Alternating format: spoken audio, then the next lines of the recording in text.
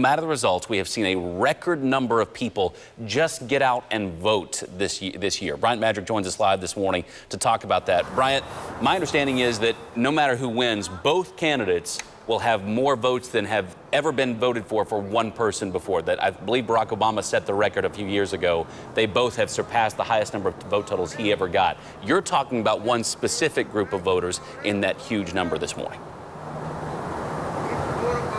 That's right, Taylor. You know, look, obviously with all the numbers that you and Lindsay have broken down, it's obvious that every vote matters, especially the Latino vote. We see the importance in states like Florida, Texas, and right now in Arizona, a state that still has not officially been called, at least not by us and NBC News. But that's an important voting bloc. And even here locally, groups like El Centro, they say that when it comes to courting this important voting bloc, it's important and crucial that candidates and campaigns understand that their power can really make a difference in who wins. Ballots are still being counted in Tuesday's election, and the Latino vote is getting a lot of attention.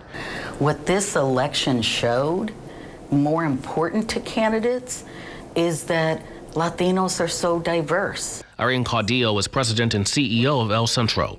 The nonprofit works on a number of issues, including nonpartisan voting registration and engagement. Caudillo says politicians need to understand Latinos are not one-issue voters. Immigration is important to the population that we serve, but what we found were they had the same concerns about jobs, economy, health care, education. The importance of the Latino vote is getting a lot of attention, especially in a swing state like Florida. A Pew Research poll conducted before the election shows 2.5 million Latinos are registered to vote this year, compared to over 2 million in 2016.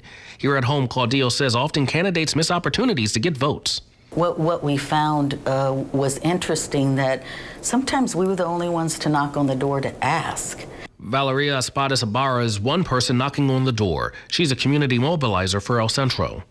We had a guy, 86 years old, never voted, first-time voter.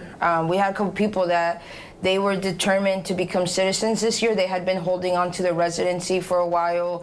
She says the Latino voting bloc is a reminder, not just to politicians, but to the community, that their votes matter. Our voices are going to determine elections.